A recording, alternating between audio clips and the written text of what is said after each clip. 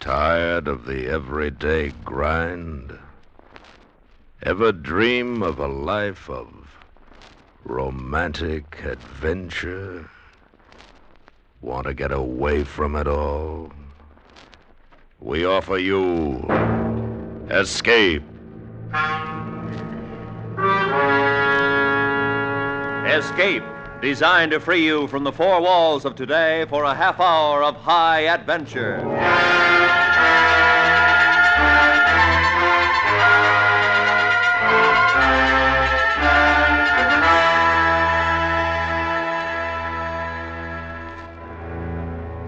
You are in an open boat with 3 desperate men, 200 yards from land and safety.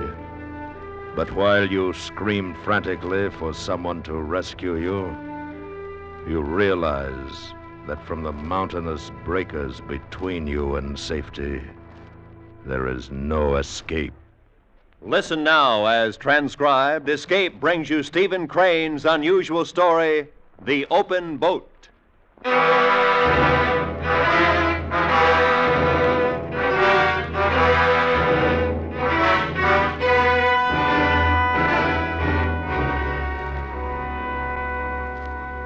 (1897), a tale intended to be after the fact, being the experience of 4 men from the sunk steamer Commodore. They were a captain, an oiler, a cook, and a correspondent. And many a man ought to have a bathtub larger than the boat which they rowed upon the sea. None of them knew the color of the sky. Their eyes were fastened upon the waves that swept toward them. The horizon narrowed and widened, dipped and rose, and at all times it was jagged with waves that seemed to thrust up in points like rocks. A singular disadvantage of the sea lies in the fact that after successfully surmounting one wave, you discover there's another behind it just as important, just as anxious to swamp a boat. Keep her a little more south, Billy. A little more south, sir. There's a house of refuge just north of the Mosquito Inlet light. As soon as they see us, they'll come off their boat and pick us up. Soon as who sees us, Cook? Crew. Houses of refuge don't have crews. Only places where clothes and food are stored for the benefit of shipwrecked people. They don't carry crews. Oh, yes, they do. No, they don't. We're not there yet. The oiler's right. We're not there yet. Good thing it's an onshore wind. If not, where will we be? Now, that's right. Do you think we've got much of a show now, boys? I don't know, Captain. Oh, well, we'll get ashore all right. Yes. If this wind holds. If we don't, we're down in the surf.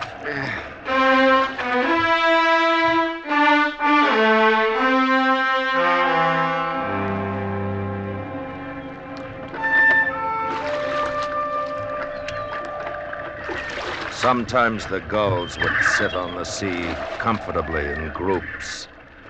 Its wrath was no more to them than it was to a convoy of prairie chickens 1,000 miles inland. Often they came close. And at these times they were uncanny and sinister in their unblinking scrutiny.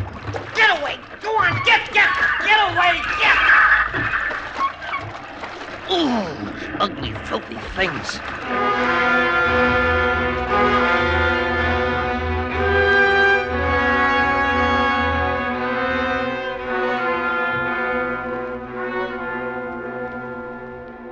The captain was hurt and couldn't do anything. The cook bailed. The oiler and the correspondent sat together in the same seat and rowed. And then the oiler took both oars. And then the correspondent took both oars. The correspondent, the oiler. Will you spell me? Yeah, sure. But it was easier to steal eggs from under a hen than it was to change seats in the dinghy. The man in the stern slid his hand along the thwart and moved with care. The man in the rowing seat slid his hand along the other thwart. As the two sidled past each other, the cook and the captain kept watchful eyes on the coming wave. Look out now! Steady there! Good boy, Billy.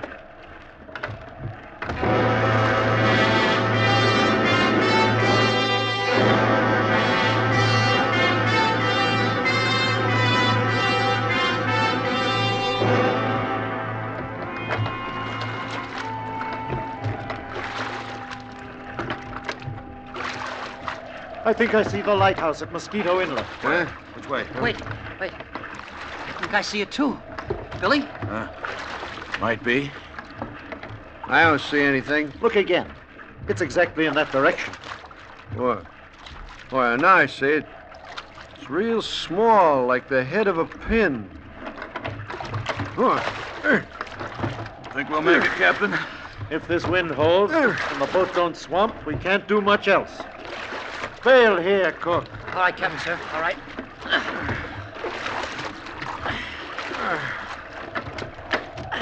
The brown mats of seaweed that appeared from time to time informed the men in the boat that they were making progress slowly toward land. And slowly the lighthouse grew larger, an upright shadow on the sky. And then land appeared, thinner than paper. I wish we had a sail. We might try my overcoat on the end of an oar. Give you two boys a chance to rest. I'll try anything. What do you say? Let's try it. Here's my coat. Right, sir. Blow them both down toward me. I'll tie it on. Yeah. There you go. Some rope there, Billy. You can lash it better. Sleeves will do better, I think. You'll have to hold one oar. You the other. Okay. Ready? All righty. Hoist her. All right. Here we go. Easy. Hey, watch it. Now, Hold on. get It's it steady steady. now. Steady it.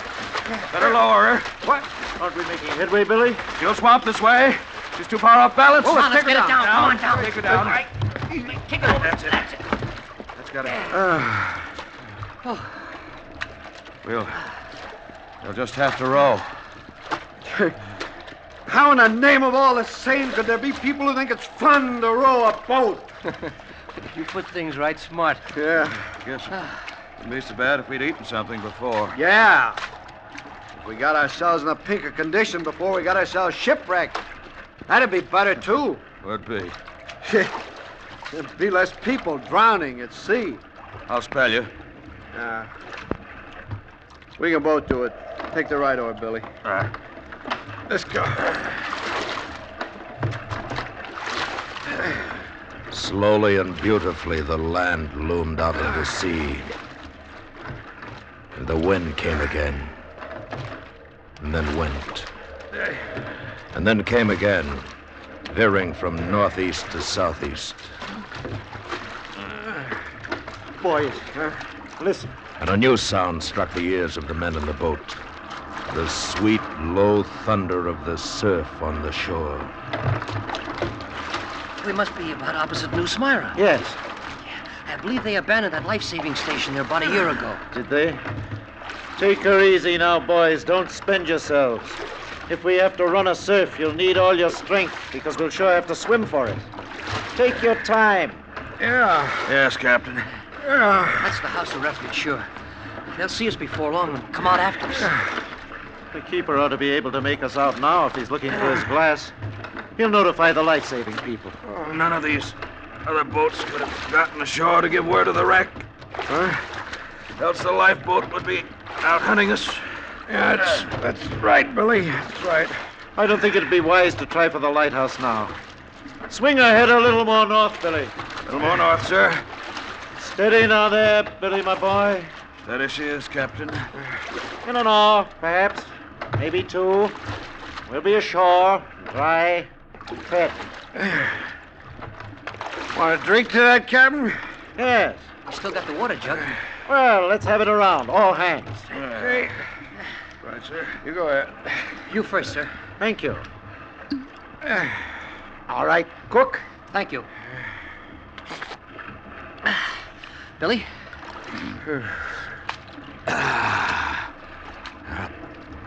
Tastes good, fresh water.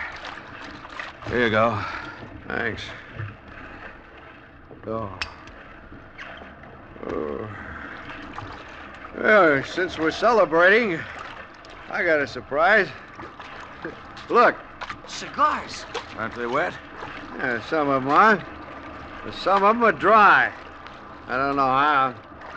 Here. I got dry matches. There you are. Oh, thanks. Whoa. Oh, no. This is more like it. Yes, sir. In another hour. Dry and fed.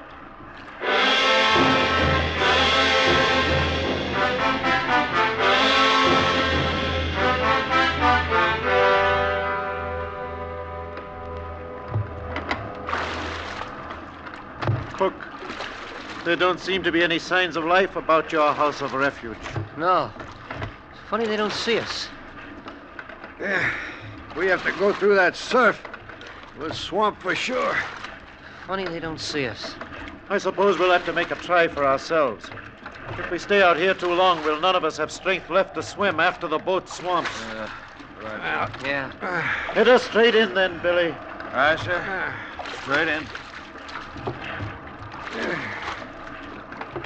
If we don't all get ashore, I suppose you fellas know where to send news of my finish. Yes, sir. If I don't get ashore, you boys can tell my old lady what happened. My family lives in New Brunswick. Just ask for them at the Hampton Inn. If I don't get ashore, it won't matter to anyone but me. Billy, All right, sir. it's getting rougher. Shore's still pretty far away. Sir, we can't go in any closer. What? Boys, she won't live 3 minutes more if we keep her headed toward shore. Too far out to swim. Will I take her out to sea again, Captain? Yes, Billy, go ahead. Take her out to sea again.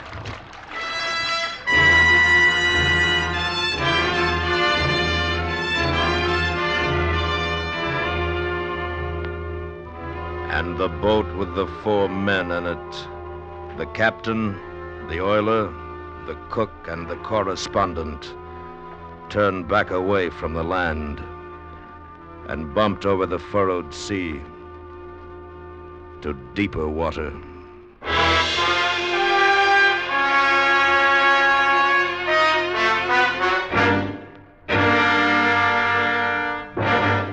We will return to Escape in just a moment, but first, just sit back, relax, and watch the cars roll by. Watch the heavy traffic on the highways in the summertime. Watch the traffic jams and the roadblocks and the tired, hot drivers sitting behind the steering wheels of their cars, trying to make time and getting nowhere fast. Just help yourself to a nice, refreshing, cool drink. Sit on your chair on the porch or stoop or lawn under the shade of a big elm tree with your radio tuned to some nice, sweet music or a thrilling whodunit on CBS Radio, and watch the summer rush on the roadways. Gosh, you're smart. And now, back to Escape.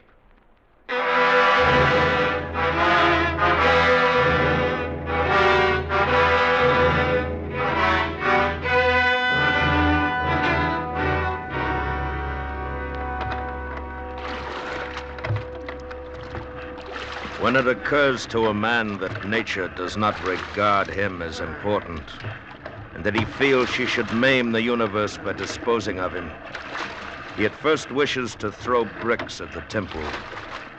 And he hates very much the fact that there are no bricks and no temples. And he finds that nature is serene among the struggles of the individual. She's not cruel, nor beneficent, nor wise, nor treacherous. She is simply indifferent. Well, anyhow, they must have seen us from shore by now. Squall coming to the southeast, sir. I see it, Billy. Keep her the way she is. All right, sir. What do you think of those life-saving people? Ain't they peaches? Yeah. Funny they haven't seen us. You'd think we're out here for sport. Yeah. Maybe they think we're fishing, or maybe they think we're stupid fools. Sorry. Yes, sir. St. Augustine? Those dots? No, I don't think so. Too near Mosquito Inlet. Did you ever like to row, Billy? No. Did you? Oh, we loved it. Loved it. Look! There's a man on shore. Huh? Where? There! See him? See him? Yeah, sure. He's walking along. And he sees us. He's waving. Yeah.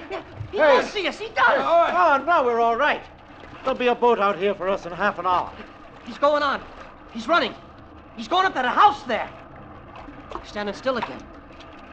He's looking, I think. There he goes again, toward the house. Come on. He stopped again. Is he waving at us, sir? No, not now. He was, though. Look! There's another man. Look at him go, would you? He's on a bicycle on the beach. They're both waving at us. There comes something else up the beach. Is it a lifeboat, sir? I think so. No, it's not a lifeboat. Oh, It's nothing but a bus. One of those big hotel buses. by thunder, you're right. What do you suppose they're doing with a bus? Why don't they get a lifeboat? Hey, maybe they're going around collecting the lifeboat crew. That's it. Huh? Yeah. Now keep around into the wind, Billy. Aye, sir. Look, there's a fellow waving a little black flag at us. He's standing on the steps of the bus. And there comes two other fellows. Now they're all talking together. Now look at that fellow with the flag. He sees us all right. He knows what he's about. Hey! Come get us!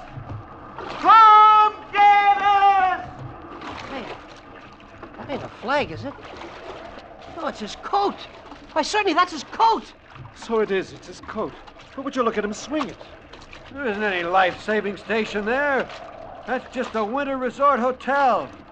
Some of the customers came to see us drown. What's that idiot with the coat mean? What's he signaling anyhow? Sir, it looks as if he were trying to tell us to go north. Must be a life-saving station up there. No. He thinks we're fishing, Billy. Just giving us a wave. That's all we need now, a cheery little wave to send us on our way to eternity. He don't mean anything.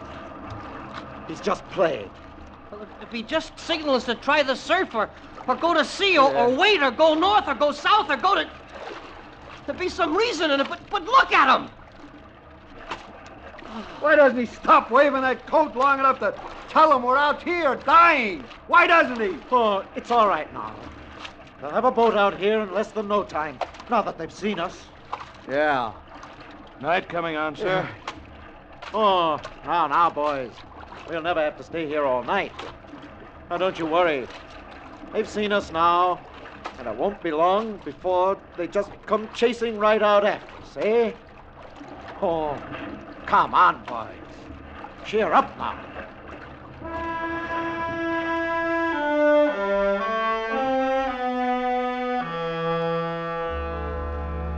The shore grew dusky. The man waving the coat blended gradually into this gloom, and it swallowed in the same manner the bus and the group of people. A night on the sea in an open boat is a long night. I'd like to get my hands on that bird who waved the coat. I'd just like to live long enough to do that. Why? What did he do? Nothing. He just seemed too blasted cheerful. Keep her head up. Keep her head up. Keep her head up, sir. The obligation of the man at the oars was to keep the boat headed so that the tilt of the rollers wouldn't capsize her. The black waves were silent and hard to be seen in the darkness. And on the northern horizon, a light appeared, a small bluish gleam on the edge of the world. Captain, are you awake? Aye. Shall I keep her making for that light north? Aye. Keep it about 2 points off the port bow. Right.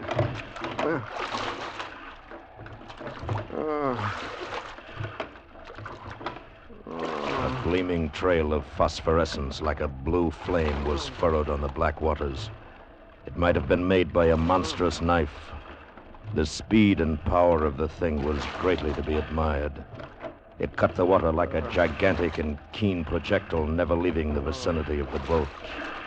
Ahead or astern, or on one side or another, at intervals, long and short, flew the long, sparkling streak.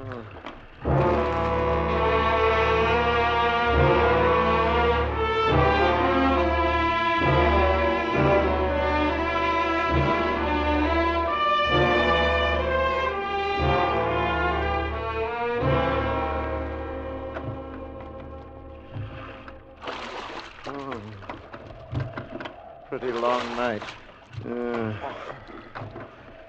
Those life-saving people take their time. Did you see the shark playing around? Yes, I saw it. He was a big fellow, all right.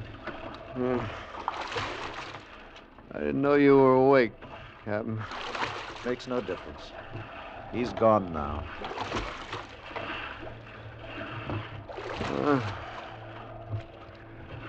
Billy. Huh? What? Billy. Will you spell me, Billy? What? Oh, sure.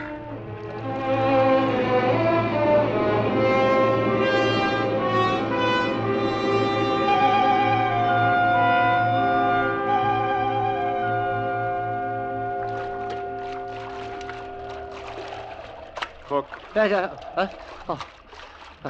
Yes, Captain. we'll take her father out to sea so there's no danger from the surf. You take that oar to the stern there and keep her facing the sea. Right, sir. Haul out if you hear that surf just once here. I will, sir. It'll give you boys a chance to curl down for a while. Get in shape again. Thanks, Captain.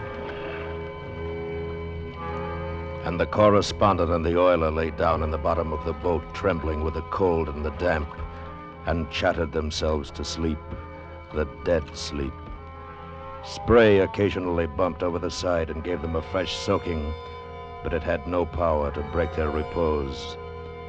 And neither knew that they bequeathed to the cook, now the only man awake on an ocean, the company of another shark.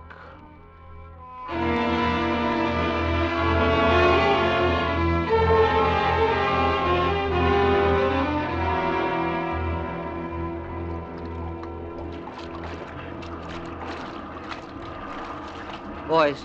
Huh? Boys. Oh, it's day, huh? How does it look? He's drifted in pretty close. I guess one of you better take her out to sea again. All right, Captain. I'll do it, Billy. Take it easy. We've been working hard enough. Easy now.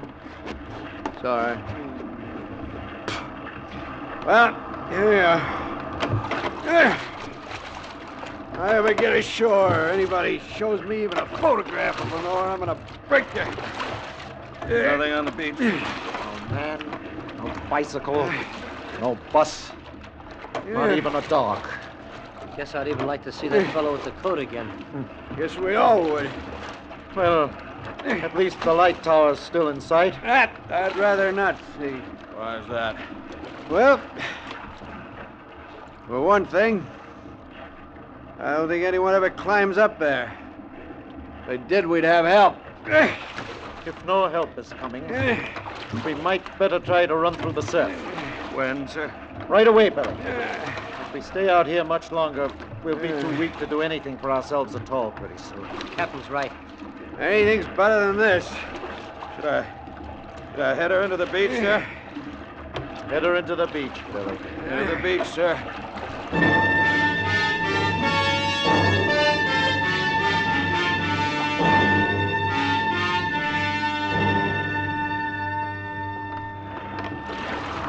Now, boys, hear this.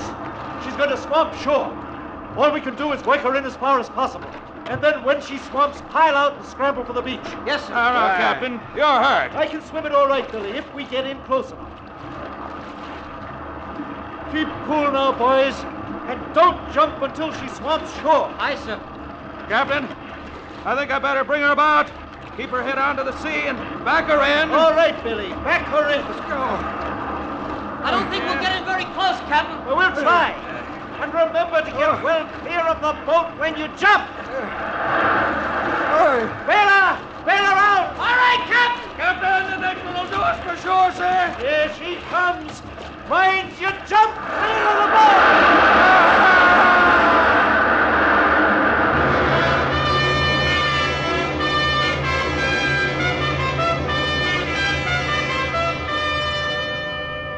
The sea pummeled them and spewed them about. It plunged them downward and threw them skyward. And all wondered, am I going to drown? Am I going to drown with the sand and the trees over there? Am I going to drown? And a man came running along the shore. He was in the water in a matter of seconds, pulling the cook ashore first, then returning to help the captain, then the correspondent. Here you go now. Here, grab hold of my arm. Grab hold of it, I tell you. Take it. Done for. No, you're not. Come on now. Come on! Oh, thanks. It's all right now. Thanks. It's all right now. I thought it was all over. Look! In the shadows, face downward, lay the oiler. His forehead touched sand that was periodically between each wave clear of the sea.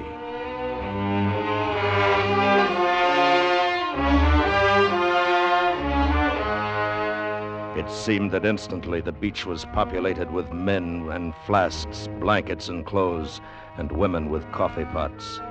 But while the captain and the cook and the correspondent took all of these remedies, a still and dripping shape was carried slowly up the beach. And the land's welcome for Billy, the oiler, could only be the hospitality of a grave.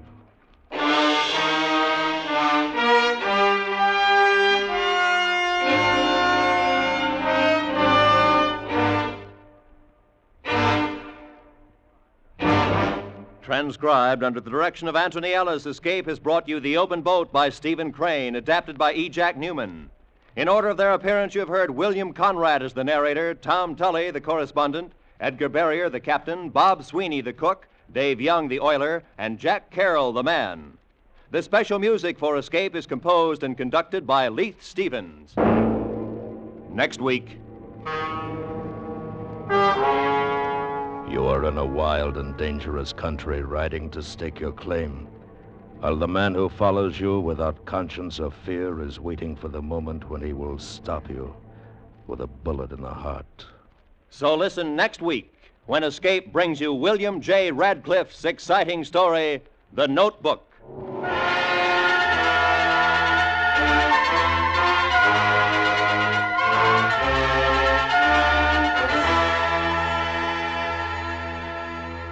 Remember, the blood you give is vital in building a reserve of gamma globulin for the prevention of paralysis from polio.